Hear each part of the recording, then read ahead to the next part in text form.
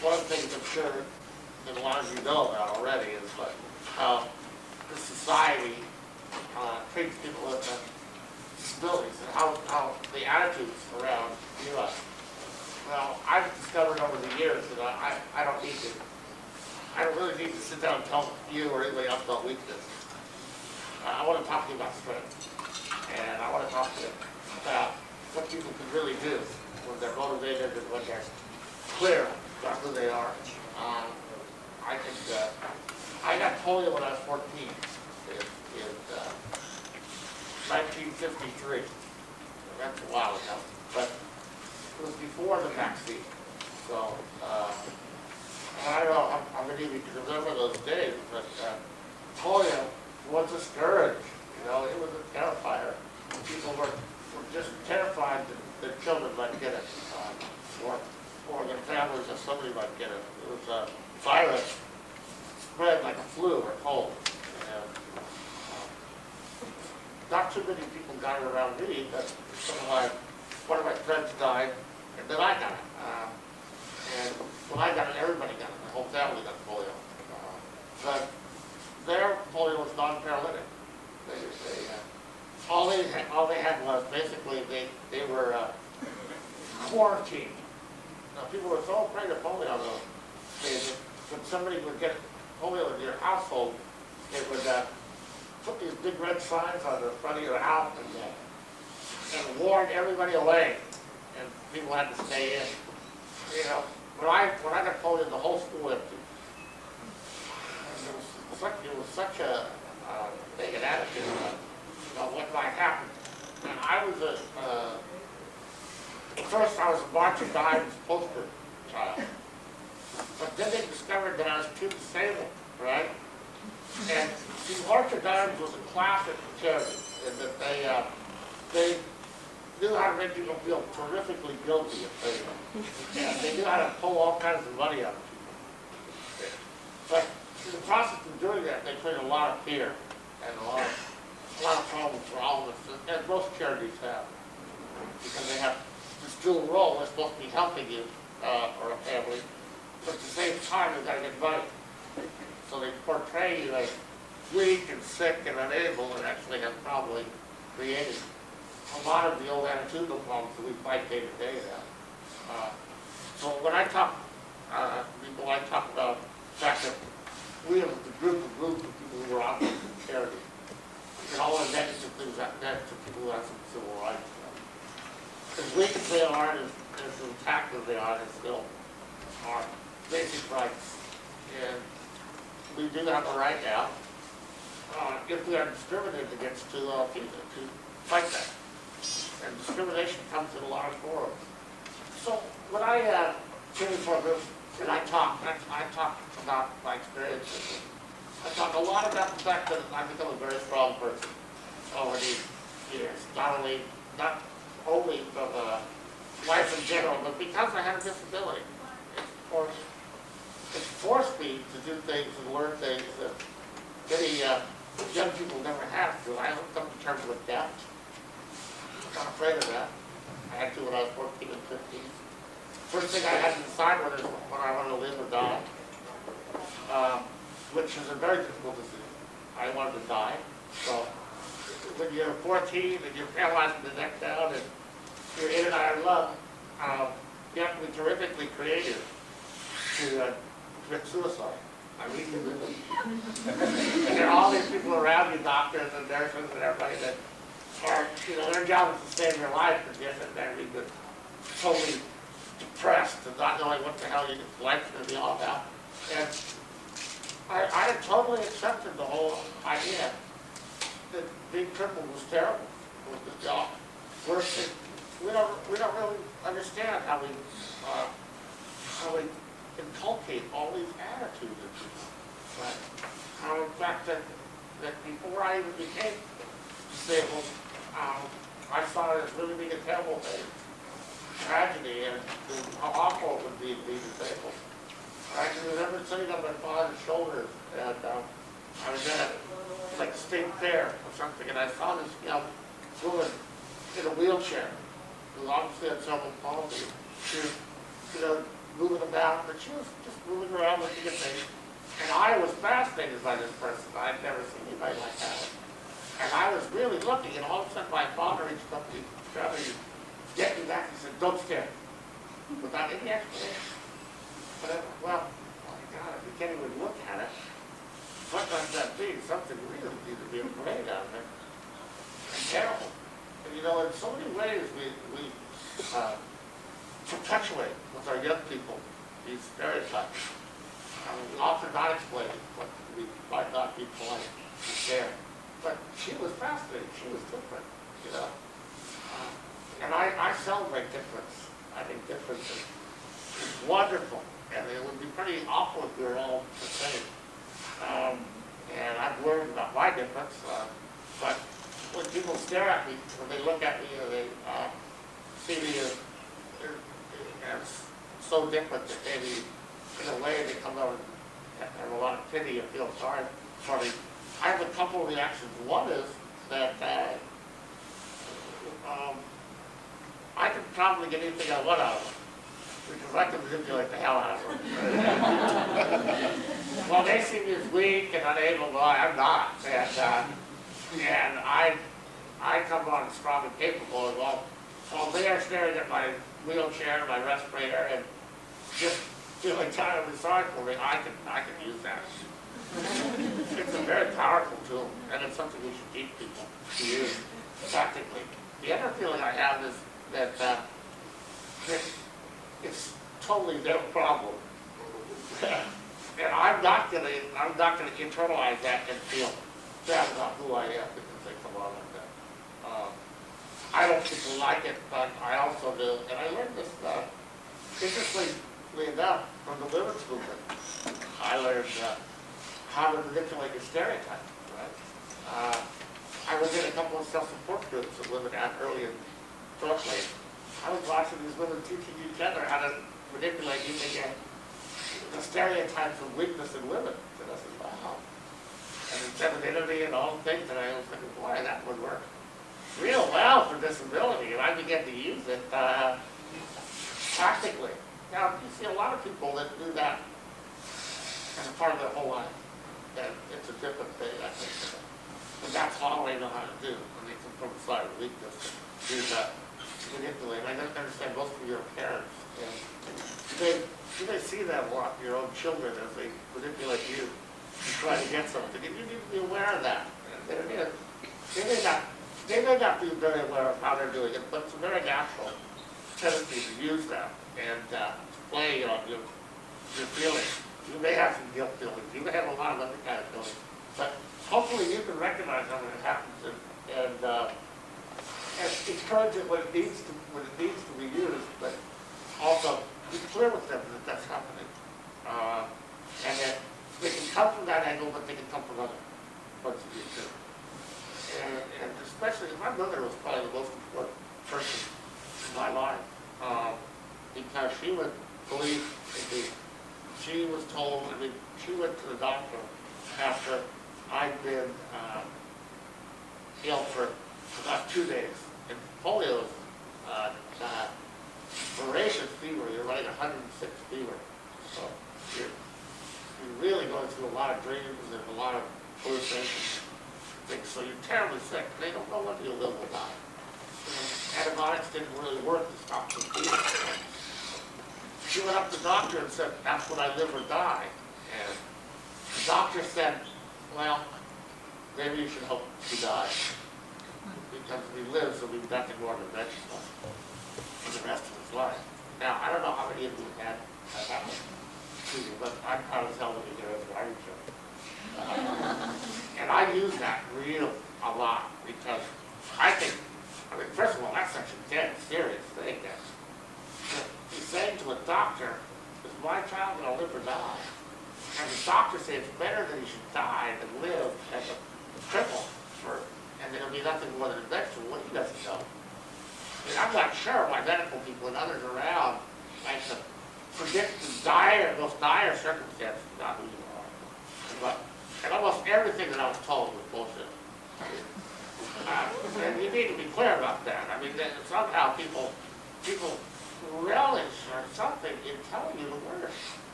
You know, your child or the person that you trust will never be able to do this, will never have a family, will never. When I brought up the issue of sexuality, oh my God. I mean, what I recognize now is that they must have been real screwed up themselves about their own sexuality. Because obviously they couldn't talk about it to me. And I think that's true. You know, that's the only explanation I have. And as I got in, I wanted to know. I wanted to know if I have a normal sex life or if I'd have children. All those questions, and every answer was negative. Every time I asked, or even when I didn't ask, about what my future would be like, there was a negative reply. Maybe some people that are choosing to go into those professions are so wound up in trying to help, and in a sense take over for you. And in a sense they're trying to prepare you for the world. I don't understand it. I don't understand the psychology of it. But it's pretty awful when you're a parent or a person with a disability to get to hear that only the most negative aspects. Not that a doctor will say to you, but you know, this person that you're helping to raise will depend, it's got a lot of what happens in terms of whether things are positive or negative, depend on whether you are positive or negative, and whether you can help the person learn to advocate for themselves. But first we got to do it. When I went to graduate from high school, I was in high school by radio telephone. I didn't want to go out because I was terrified that people would stare at me because I didn't like myself very much. As I said, I accepted all those old stereotypes that I had. And I did very well in school. I didn't have a lot of distractions either. I didn't have all those teenage social rating and dating and all that stuff. And so I could concentrate on my studies. And I was a dummy. I mean, I didn't know I had a brain hardly when I was in grammar school. I hated school. It was really, for me, it was torture. I liked the way I played sports. I was a young athlete. And I was an inspiring athlete. I was good athlete. I wanted to be a professional baseball player. Well, polio changed that real fast, but it made me begin to think of another profession at least. And I began to discover that I had a brain, and that not only did I have a brain, but that I was smart. And that when I applied myself, that I was one of the top students in the high school. And so, what a change from being viewed as a kid who was kind of an average, ordinary kid, not the brightest, to one of the top students in the class. And I began to realize the advantages of being considered smart. And you know, the way people label you in schools and the way you label yourself is so much similar to the way you're labeled when you become disabled. Whether you're labeled severely disabled or whatever your label is, CP or MS or, oh man, there's so many labels I can't believe. So almost all of them are negative. And then we move another labels into, somebody called me on invalid the other day. Invalid? I love that word. It's just one of my real favorites. And for a while I was a shut-in. I have some deaf and dumb friends. And you think of the words that are used, cripple, the word cripple. All the words that are used to describe us in any way are the worst. I mean, they epitomize how we are viewed by society, how we are not valued in any sense of the word. We need, all of us together need to be sure that we are using valued language. When I talk, I'm a person with a disability. First, and then I have a disability. And when I talk about people have needs, but that's not our whole life. My disability does not define my whole life. It shouldn't. I have just normal needs like anyone else, and wishes and desires. And to move people apart, segregate them, put them in separate schools, and treat them so separately is a real problem, I feel it. It perpetuates dependence on a lot of things. It's, to me, there's just, what we have to do together is be very political. I mean, that's what you're here for, obviously. I mean, you're so lucky. This is a remarkable thing that's happening here. I don't know too many states that would do this. You have some leaders that have the imagination and the ability to create people like you've heard today, myself and others that to talk to you about it, to give you some of our experience and maybe to teach you that some of what you've heard and some of the expectations you've heard for your children and yourself are not true and don't have to be true. And that few people can make a big difference in a state or the country and make fundamental change. And we need to change this place.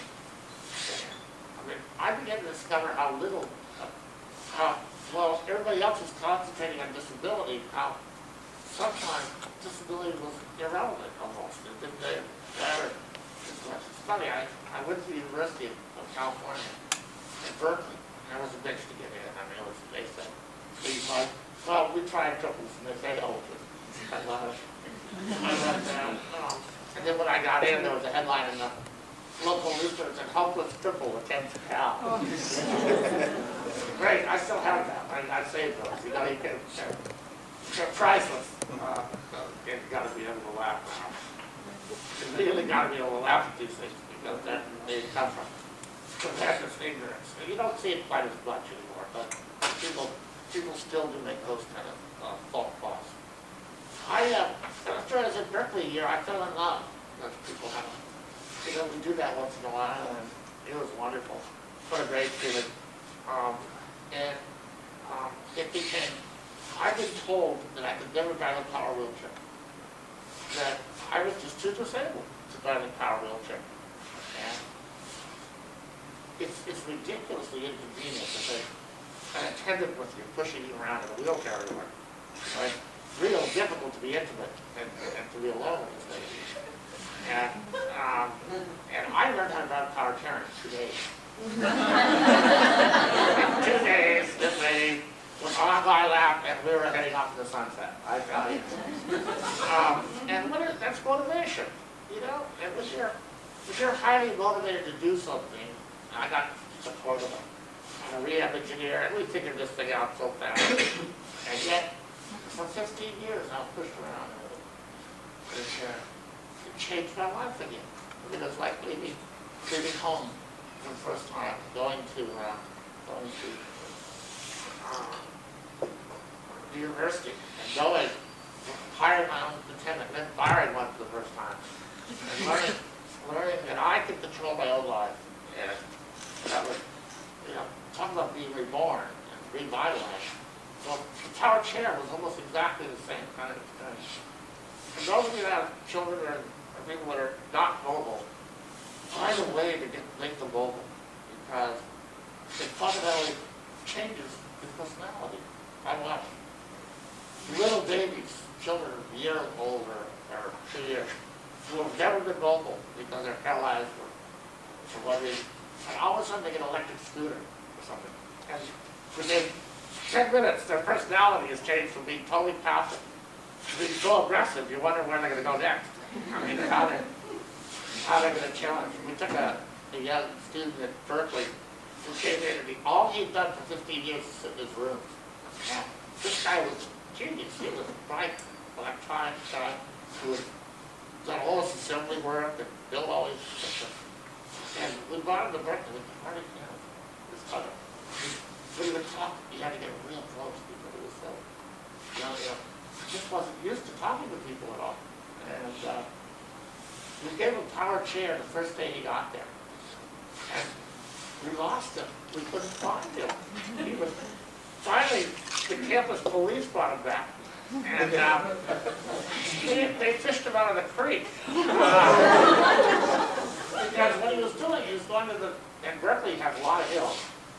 And he was on the top of the highest hills, and he was putting his wheelchair on full speed, and he just got fast as he could. He couldn't stop and he ran in the creek. And he was, that day, he came in and I heard him talk. And he was so totally exhilarated by the ability to be able to move and to do things. And I think that's where rehabilitation engineering and the use of new technology comes in. I'm just learning how to use a computer, for example. Wow, what a big change that's going to be in my life, right? I've always dictated. I went through reading thousands of books at the university because I worked through a PhD in political science, of course, politics, right? And read thousands of books with outstanding. And well, if I had a computer, I could have written so much faster, and so much easier with word processing than I had at that time. And it's hard for me to write, but with a computer, I think I'm going to be able to. Finally, I talk a lot, but I'm going to be able to finally write it down. It's like I'm better because everybody else is writing what I've been talking about. With my mother, we had to learn to fight together because there were so many people around with their little narrow rule books and who were always willing to say no. I mean, it was so amazing to me. And I know those of you that were ready to the table, parent, you must run into that a lot. You know, you go to school and you want your son or daughter to go to regular school or have this church or whatever, and people find a way of saying no. And sometimes when they're in a large bureaucracy, it seems like it's so cold and it seems so difficult to be able to fight them.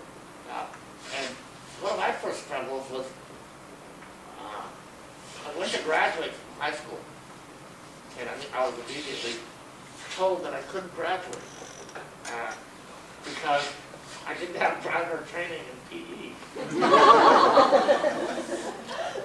And of course, well, you know, it's like a single lease that pisses you off.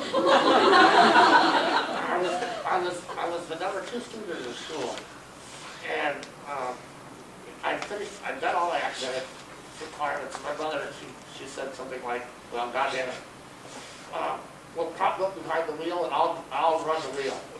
You know, he got very sarcastic at this guy, and then this guy said, well, he looked right at me and basically patronized me. He said, you wouldn't want to cheat the diploma, would you? That's really cold stuff, and it's and aside from being almost humiliated, working so hard and feeling that I earned it, and at the same time, feeling like I wanted to kill a guy, you know, both my mom and I. And so what we did was, at that time, first we threw the guy out of the house. He had to come to me, which was a very interesting phenomenon, and more of us could do that. And secondly, we began to say, hey, how can we make this, how can we change this decision? And we went to the school board, and it was no problem, the school board. All we had to do was say, hey, look, this is injustice. And in every way, I earned my degree. And what are you going to do about it? I got the first diploma of all students. But it was a very important thing for me and my mother to fight together. It was like a landmark for me, first of all. In fact, I don't think I could have done that alone at all. And both of us were terrified. I mean, boy, were we afraid. Not that we'd lose, but it's scary going up against authority. It is. It takes a lot to be able to do that. And there was no question once they heard that it was given by the diploma. Well, you know, what that did for me, along with other small fights that we had, that we both learned how to fight together, was it gave me the confidence to fight for myself. And I think that's why I'm here right now, in a lot of ways, because I learned how to fight. I learned that if I was going to be free, if I was going to be independent, if I was going to lead my own life, then I had to fight for it. And the other thing I learned is that when you start fighting, it encourages a lot of others to do it too. It's like role modeling. And when we set up the Center for Independent Living, the first really center that brought together a lot of people with severe disabilities, not to live together, but to fight and advocate together. We found how powerful theory is. peer relationships, peer counseling. And, I went to the person, I'll tell you one more thing. I was so terrified when I was young, I stayed in 5 years. And nobody should really say that this is going to happen overnight. It's a process everyone goes through from often feeling basically weak and unable and not very powerful to basically learning how to love yourself again. When you begin to learn how to love yourself, you find out that others love you as well. And you begin to get into intimate relationships and friendships and all kinds of things. I stayed in 5 years. I was terrified. If I went out, people would stare at me. And so my mother and a couple others said, and I did, if you don't go out, you're going to be here your whole life. And my biggest fear was what would happen when my parents died. And of course their fear, biggest fear was, will we be taking care of this? Our son, our whole life. And so with the swift kick in the butt, and I believe in those, by the way. I think sometimes we're too gentle, and we don't teach people to take risks. You have to learn how to take risks. When they're young or old, and that's the only way that we learn together. They learn how to take that next step, that next risk. I decided I'd physically attend the high school one day, and they got me in the car, drove into this courtyard where about 200 students were. I went, oh no, you know, that feeling. And they started getting me out, everyone turned to stare at me. I mean, here was, my worst fear was, I was sitting in the middle of it, and all of a sudden, something happened to me. I looked around, and I wasn't hurting. It didn't hurt. And I said, oh, it's kind of like being a star. Oh, hey, that's not so bad, you know. And then I also said, not only does it not hurt, and maybe it's not so bad to be stared at. And then I said to myself, you know, I have a choice here. I can decide that it's because I'm ugly and because of all of the bad feelings I have about myself. Or I can decide I'm a star, I'm just different. And that was very important to me because I began to make choices about how I accepted it. And I realized, hey, I'm going to separate here what's my problem from what somebody else's problem. The fact that they're all staring at me doesn't have to be my problem. It could be theirs. And at the same, I think those things were very important to me. And I try to teach those, that you make choices of how you feel whether people stare at you or not. And that can be taught. You know, I think there's a lot of lessons I've learned being a person with a disability. I've been disabled now 34 years. And I think it's been essentially a positive experience and a strengthening experience. And I think it can be for most people. And a lot depends on your attitude. You know, positive attitude, whether you're a parent or a disabled person. And then you move through life making your own choices. You take risk. You learn to take risks. And you're encouraged to take risks in your life. So you come up against new situations, the toughest one, the toughest thing I had to learn to say was I love you. Because I was afraid that when I said it, I'd get hurt so badly. I did all feel that. But when I did, the rewards were very great. As they often are. And life's great. And life, I have a little bit different perspective. You know, I relate to children real well because I've been thinking back there looking. It's interesting. It really is. I mean, one of the things you see is most children are very direct and honest. You know, they learn what happened, why. Well, you tell them that that's fine. And I think my 9-year-old, who's 9 now, his wife, she probably taught me as much as anybody has taught me because when you're daddy or mama, it doesn't matter if you're home, whether you're in a wheelchair or what you are or whatever you're doing. I wish more people could come to that perspective. Whatever it is about you that makes you different is pretty irrelevant. It's who you are as a person. It's the most important thing of all.